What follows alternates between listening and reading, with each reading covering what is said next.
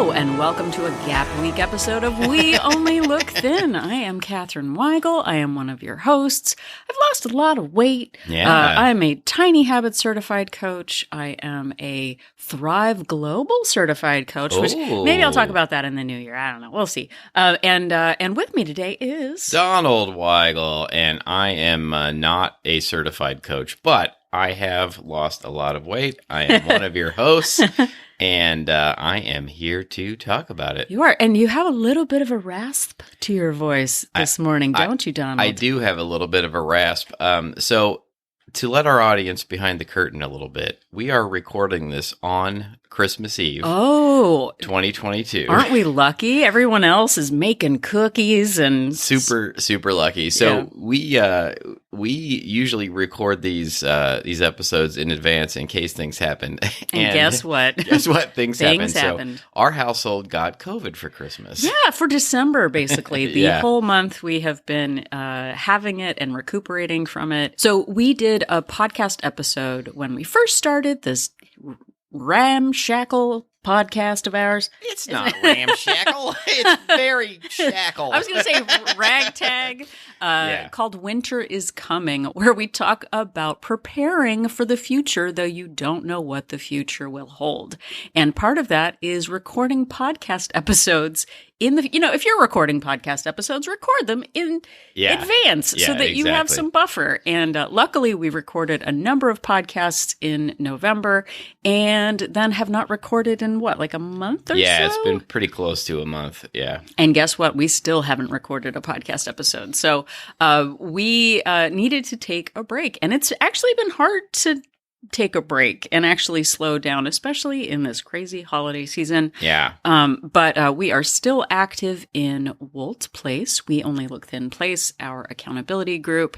And so for this episode, we are going to do a little bit of a departure from the normal. We know that everyone is sort of in the middle of the holiday season right now. You're in the thick of it, huh, Donald? That's right. Yeah, no, it is game time. Knee deep in holiday, maybe wrapping paper and food.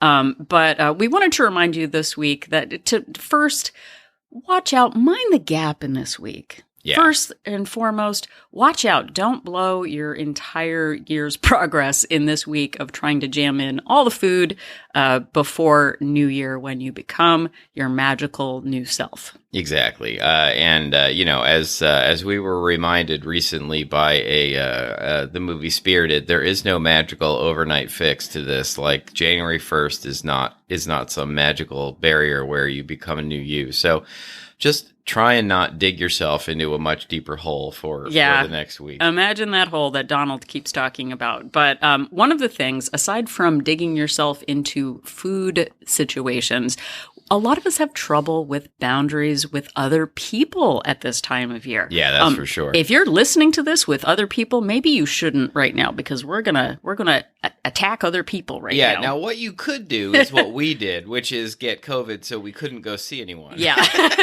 So we basically must be nice. We don't have any other people to deal with right now. It's just us. No, and it's hard with just the three of us in the house. I think we're all sick and tired of looking at each other. Huh, not Donald? Me. No, not me. No, I'm not. I would never ever get sick and tired of that. Yeah, we're definitely too close for comfort sometimes, but we still love each other. Yeah. Anyway, so before I interrupted myself, I was about to say that in Wolt Place, We Only Look Thin Place, a lot of times members bring up situations that they're really struggling with that are maybe not slide whistle funny things. I know we're usually Chuckles McGee and Lady Chuckles McGee.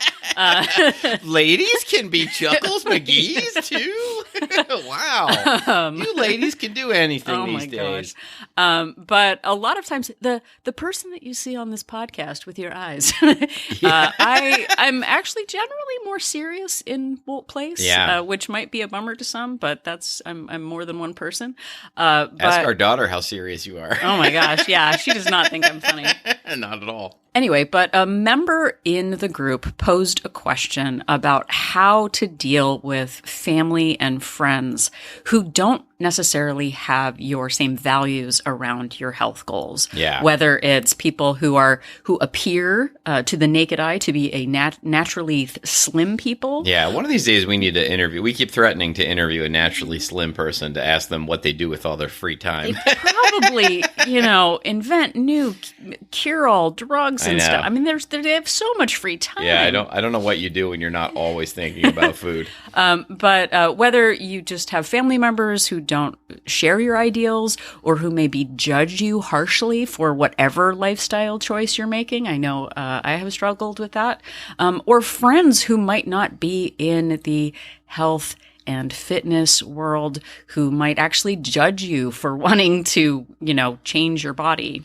Right. But it can feel really isolating. So a member posed a question, and I decided, instead of typing, because I am a slow typer, I decided to record a video in Wolt Place with my deeper dive on my advice for her. So some things require more than a funny GIF or snarky comment. So I recorded a 20-minute video in the group replying to the member. And so we thought, especially because we have COVID and we have other Christmassy things to do. Well, and it came out so well. I mean, it was basically like an episode of the show if I wasn't on it. Yeah, so you kind of get a little taste of what I'm really like in normal human life rather than my Slide Whistle McGee, Lady Lord McGee stylings. yes, Lady Chuckles McGee is what. Sorry, I forgot. I'm still getting used to my new name. Let me introduce you to Lady Chuckles McGee. Dr. Lady Chuckles. Dr. Lady, I'm sorry. Ladies can be doctors too? Oh my gosh. Oh my goodness. Anyway, but so I recorded a video and we are going to play it here. Believe me, this is not a flyover episode. This is not something to skip over, but you get a real flavor for my actual personality, which isn't funny. The video is hard-hitting and serious, and there's a lot of great information in it. Yeah. We should say a couple of caveats. One is it was recorded on a phone, so it doesn't sound as good as this part of the show sounds right now. Yeah. And two, we've had to cut out some names. So there are some spaces where it sounds like Catherine is cutting out. That's because we're cutting out some people's names when she says real names in it. But so to protect everyone in the group and also names in my life I might not want out in public, we've redacted those, which is a very fancy word. I feel very fancy for saying that. But anyway, I hope you enjoy it, get a little bit of a taste for what Wolt Place is like, and really take it to heart too, because we become the people we're going to be by doing the things that person does. We don't have this magical age or change of the calendar where we become new people. We have the opportunity to start investing in ourselves in small ways, and standing up for ourselves and deciding who to share our journeys with really does matter. I think I just spoiled the entire 20-minute video, but that's a little taste that you're going to get. That's the Cliff Note version. Exactly. So hope you enjoy. Hope you're having a great week between Christmas and New Year, and Merry Happy Holidays to you. Happy holidays to all. Happy Boxing Day. Here we go. Hey there. This video is about managing your expectations around friends and family and your health goals, especially at the holiday season. Had posted yesterday about feeling like she was split between her naturally thin family and trying to eat like them when she is with them, and then also having friends who are body positive, anti-diet culture, anti-watching what you eat, and feeling like you're not your authentic self because you have to hide in both places, that there's not a place where you can be yourself. I think hopefully people have some experience with this. If you think about when you're growing up and you think, oh my gosh, when I'm 7 years old, then I'll be an actual kid. Like, I'm a baby now, but now I'm a kid. When you hit 13 and suddenly you're like, I'm a teenager. Oh my gosh, I've crossed this magical force field. When you turn 16 or 17 and you feel like you're finally, sweet 16, I'm a grown up. 18, 21, whatever these benchmarks are, where you feel like, okay, well, now I'm a grown up. Now I'm successful. Now I can be independent. Now I can move out. Now I can vote. Now I can rent a car.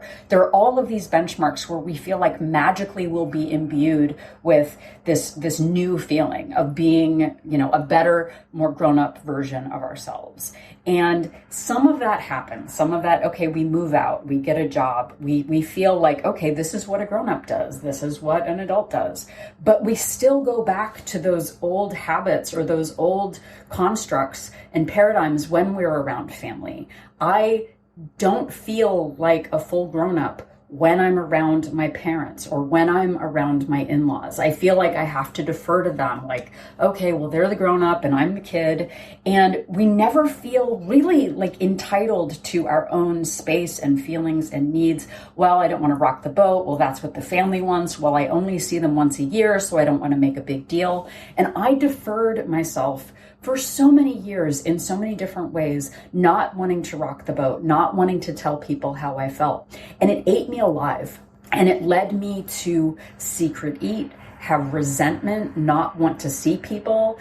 And it built a barrier that I don't think they knew was being built brick by brick, year after year, comment after comment about my body, about my food choices.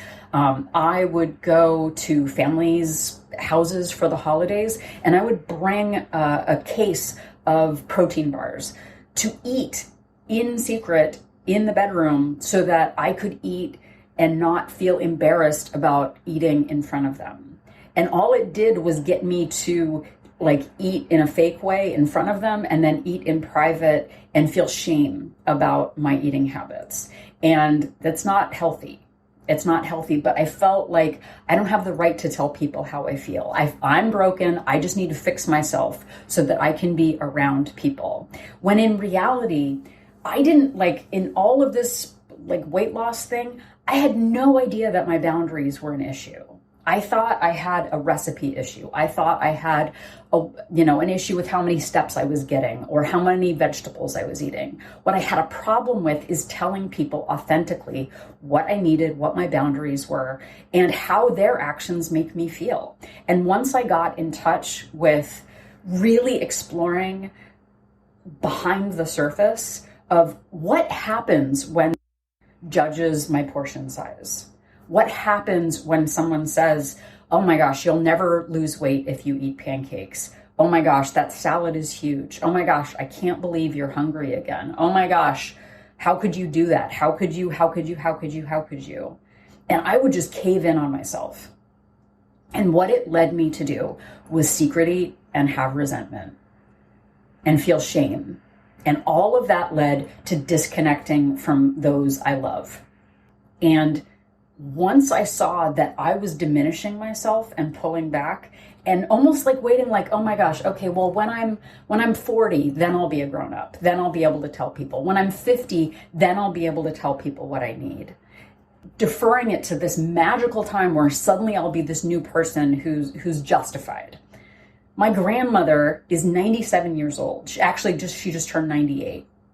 When do you think she finally felt like she could be her authentic self? When do you think she was like, okay, well, when I'm 80, when I'm 90, when I'm 100, then I'll be able to tell people what I need. They talk a lot about older people being blunt and putting up with no ish. And at what point do you finally deserve to tell people what you need?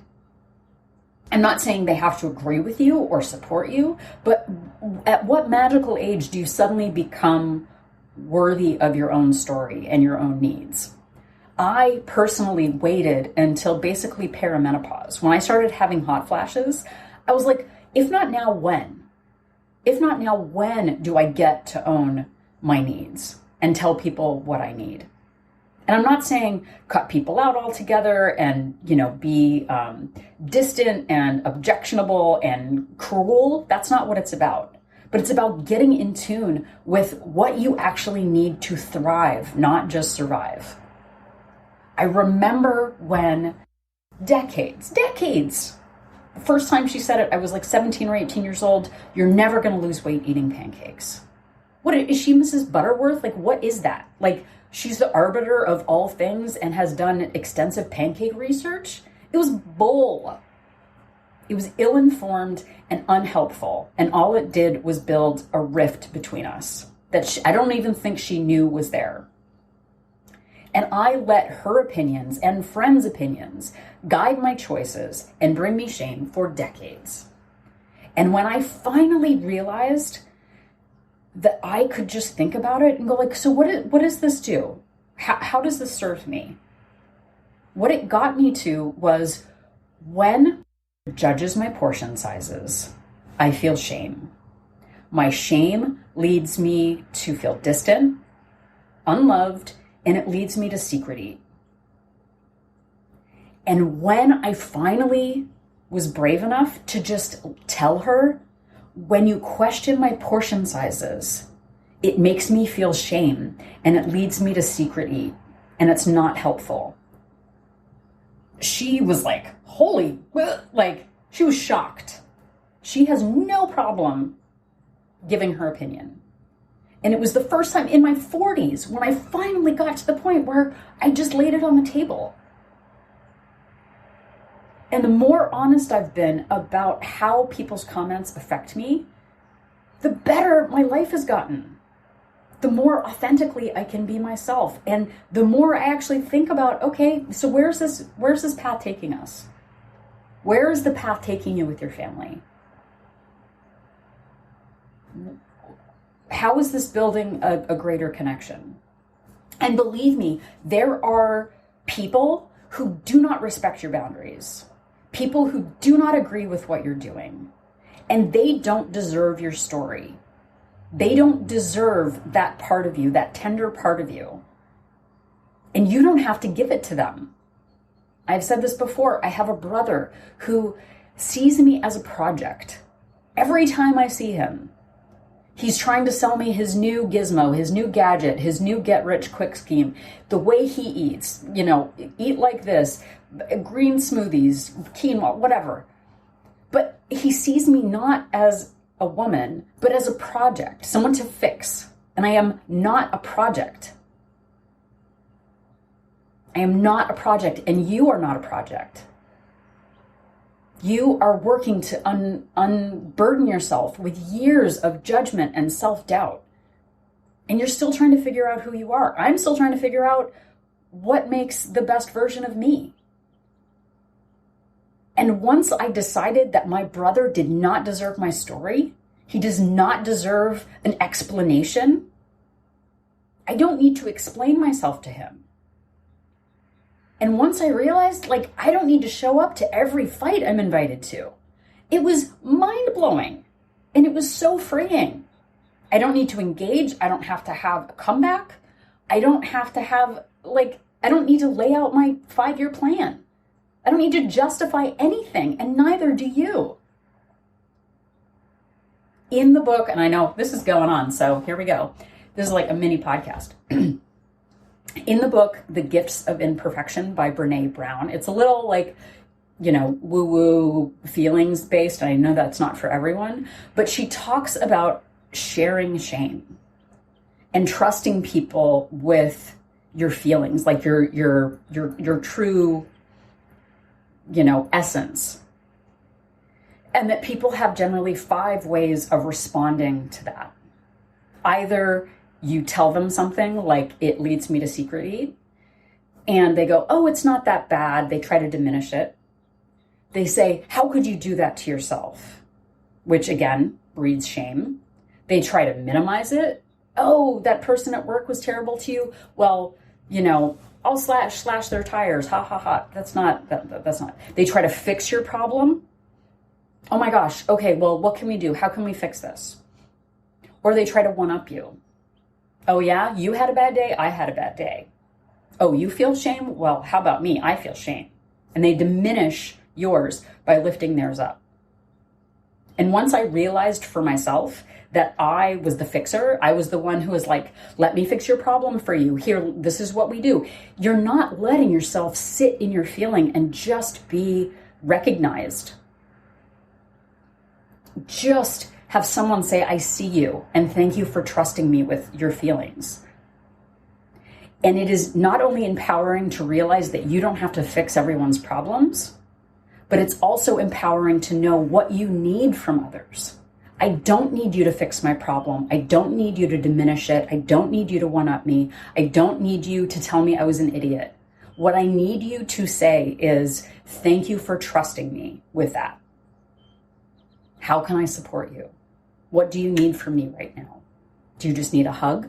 Do you need to be told that you're, wonderful and I love you anyway? That your setbacks are not moral? That you're good enough just as you are? What do you need from others? Because not everyone is going to be the person who's going to support you. Not everyone is equipped to sit with discomfort and sit with it with you and hold space for you. So you don't have to see everyone as, well, if I can't tell my brother my true feelings, then he's garbage. No, that's just not the part of the relationship I have with him. You don't go to a dentist for a gynecological issue. I don't go to my brother for support on health and wellness. Not everyone is available to us in every way that we need. And on top of that, with friends who are rejecting your health goals, and I know I said this yesterday and it might be intense, but people who are aggressively against what you're working toward are not the people that you share your goals with. You decide what they are good for. What is that friend group giving you? And what can you share with them that doesn't hurt you? What other group could you turn to get the support that you need? We have some friends who are college friends who you can grouse about, or you can share old times with. There are work colleagues that you can share work grouses with. There are family members that can empathize on certain things. But in your health and fitness goals, who can you surround yourself? Who can build you up? You become like the people that you spend your time with. And perhaps your body positive friends aren't the people you go out to eat with. Maybe they're the people that you go to concerts with. Maybe they're the people that you go to protests with. Maybe they're people that you share your feminist values with that aren't about body, but are about equality.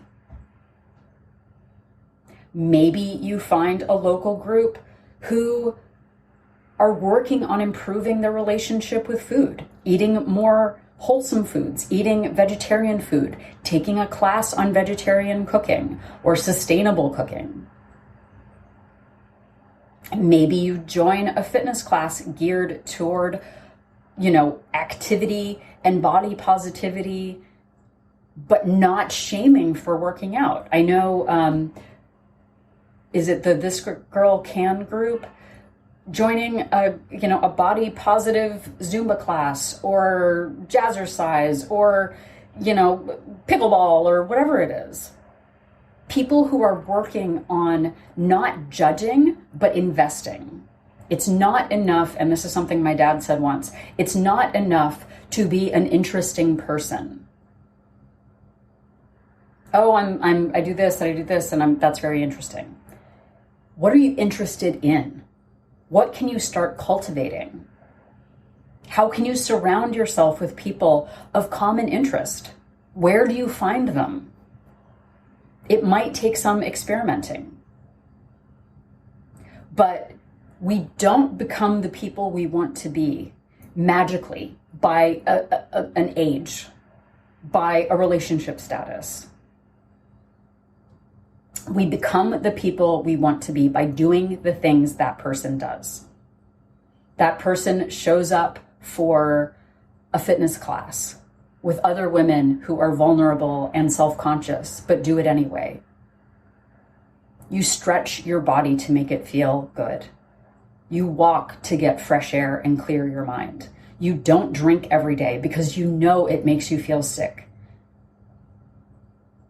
So I know that this has gone on for, this may be a mini episode, but we become the people we want to be by doing the things that person does, asserting boundaries, deciding what you need from other people. And not everyone is going to be available for that. And that is okay.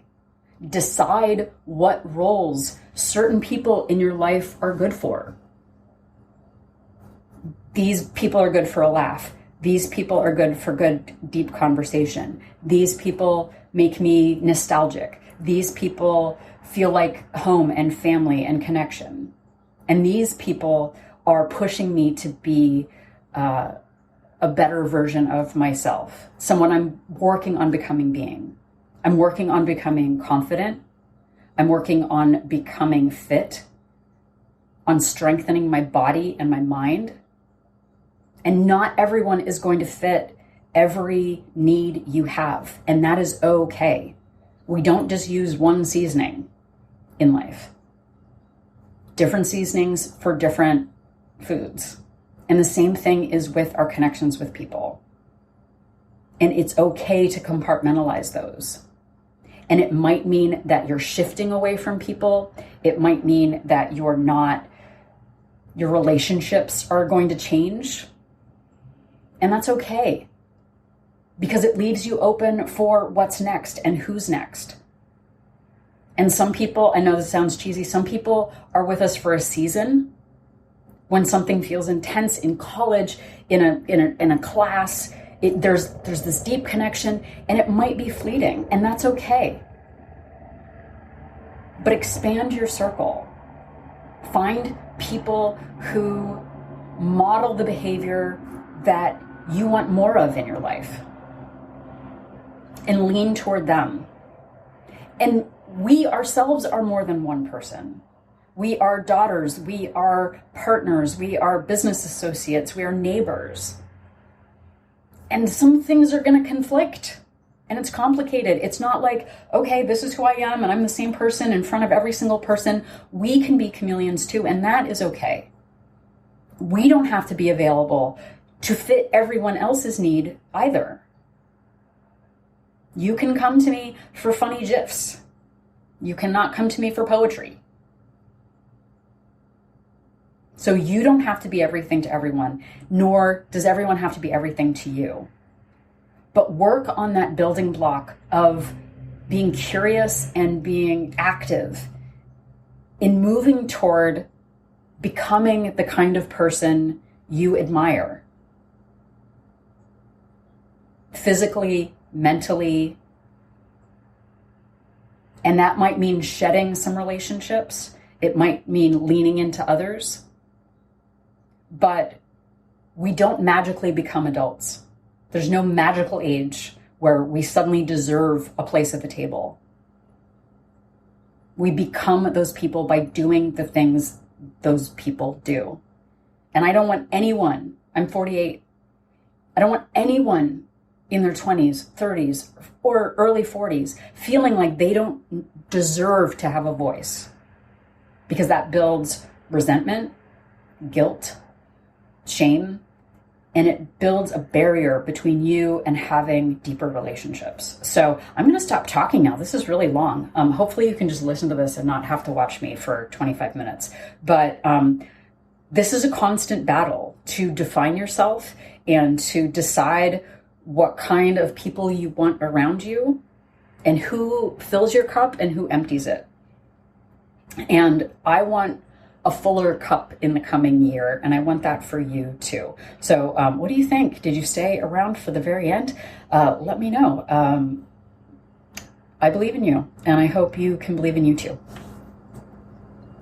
And I believe in you, dear listener, and I believe in the magic of Donald Weigel. I believe in the it is magical. First of all, it is magical. And second of all, I believe in the magic of Catherine Weigel. Oh, thanks. I appreciate it. Did I frighten you, dear audience listener, with my hard-boiled version of Catherine Weigel? Yeah. I'm actually wondering if this is the version I get all the time. Yeah. Well, actually, we have been... You're only interesting and funny on the microphone. microphone. I know. It's kind of... It's not true. I never understood that with comedians who are like, I just imagine we're like slide whistling everywhere all the time and then being serious. I never understood that until I became a podcaster. Catherine's one of those comedians who's just super mean all the time when she's not on the microphone. Well, and then she gets on the microphone and it's a totally different person. Well, we've been stuck home so long and like exhausted that I had Donald listen to the 20-minute video so that he could see if it was actually podcast worthy. Yeah, see, what you might be thinking to yourself is, why don't they just record a full episode right now? Like, I am struggling. Yeah. Like I am really struggling, and I'm going to have to edit like crazy for you to like all of the coughing that we're stopping for right now. Yeah. So you're not going to hear most of that because I will cut it out. But trust me, this is a struggle. He has a lot of work to do. But speaking of work to do, and I was like, oh, why don't we listen to the episode, the 20 minutes or whatever? And then I see Donald put his head back, and I think he's being what is it?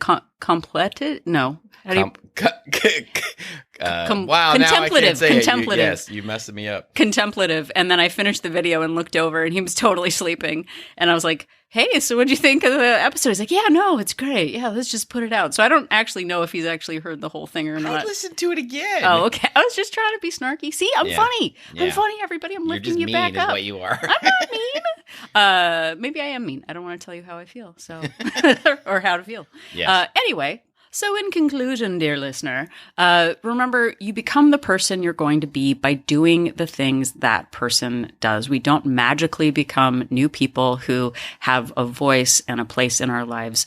We have the opportunity at any age to decide how we're going to share our journeys and who we're going to share them with. Yes, indeed. And thank you so much for sharing your journey with us.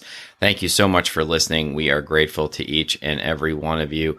All of our episodes are available wherever you found this one and on our website anytime at weonlylookthin.com. Yep. And if you are at our website, you can click on the link for Join Our Support Group to find out more about Wolt Place. We Only Look Thin Place is a Facebook-based accountability group for women. We are not a weight loss plan, but we are a place for deep conversation, accountability, and sharing in a space where you can actually trust the people around you to support you and not judge you. So we have 2 subscription options, a monthly option with a 3-day complimentary trial and a 3-month subscription with a 7-day complimentary trial to see if Wolt Place is right for you.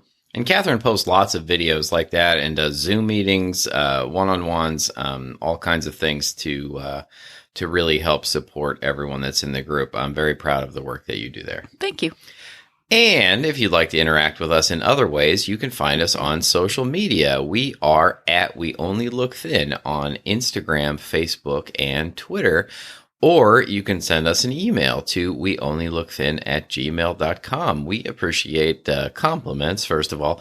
Episode suggestions, questions, we would like to hear from you. Yep. And speaking of hearing from you, if you have a couple of extra minutes to spare and can head over to Apple Podcasts, it would make our Christmas dreams come true if you would leave us a rating and a review. See, it rhymed. No, I didn't even mean to do it. Sold that. I'm a poet. Yeah. It really helps boost our ratings. It helps other people find us. And gosh darn it, it lets us know that we're making a difference. Yes, thank you so much for doing that. And another thing that you can do is spread the show's goodness by word of mouth.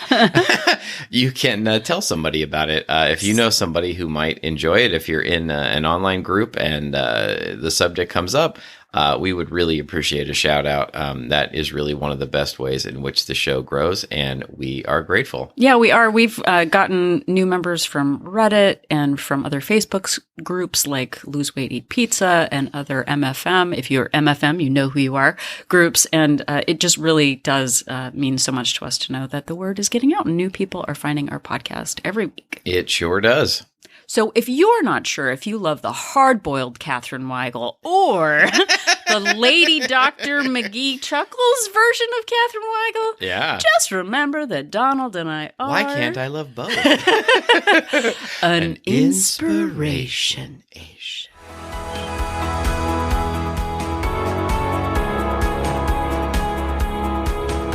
The information that you hear on this podcast is for informational purposes only. The hosts are not medical professionals. You should always consult with your doctor, nurse, or other certified health professional before beginning any diet or fitness program.